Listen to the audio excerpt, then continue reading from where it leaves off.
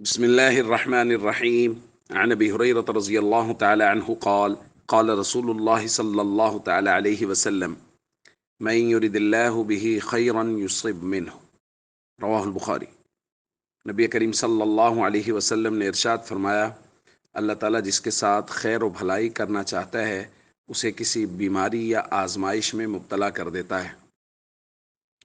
دوستو، یہ بات ذہن نشین کر لینی چاہیے کہ بیماری اللہ کی طرف سے رحمت ہے، قطعاً عذاب نہیں ہے۔ اس لیے کہ بیماری کی وجہ سے یا تو اللہ تعالیٰ بندے کے درجات بلند فرماتے ہیں یا اس کے گناہوں کو معاف فرماتے ہیں۔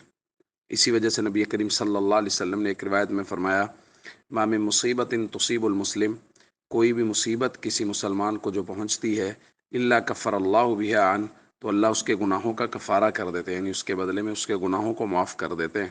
حتی الشوکۃ یشاکھھا، یہاں تک کہ کسی مسلمان کو کانٹا بھی چبھتا ہے تو اللہ اس کے بدلے میں گناہوں کو معاف فرما دیتا ہے۔ تو یاد رکھیے، بیماری کبھی بھی مسلمان کے لیے عذاب نہیں ہوتی، بس اس کے لیے دو ہی شرطیں ہیں۔ ایک تو شرط یہ ہے کہ وہ مسلمان ہو، جیسا کہ ذکر ہو چکا، اور دوسری شرط یہ ہے کہ وہ جزا فضا نہ کرے، وہ اللہ کی ناراضگی کے کلمات زبان سے نہ کہے، وہ اللہ کے گلے شکوے شروع نہ کر دے، بس جو اللہ جس حال میں رکھے اس حال پہ وہ راضی رہے۔ اسی وجہ سے جامع ترمذی کی روایت میں نبی کریم صلی اللہ علیہ وسلم نے فرمایا، ان عظم الجزاء ما عظم البلاء، جو بڑا اجر و ثواب ہوتا ہے وہ بڑی آزمائش کے بدلے میں ملتا ہے۔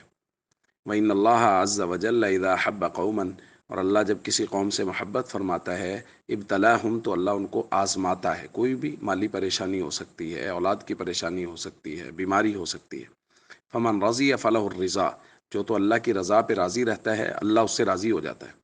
ومن سخط فلہ السخط، اور جو اللہ سے ناراض ہوتا ہے، شکوے کے جملے بولتا ہے، تو اللہ اس پر ناراض ہو جاتے ہیں۔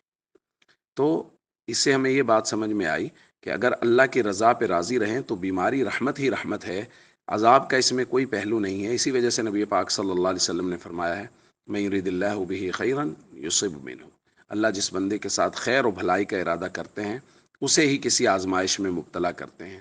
لہٰذا اگر کسی پر بیماری کی شکل میں مالی پریشانی، اولاد کی کوئی پریشانی ہے تو اس کو صبر کرنا چاہیے کہ اللہ اس کے بدلے میں اس کے درجات کو بلند فرمائیں گے۔ السلام علیکم ورحمۃ اللہ وبرکاتہ۔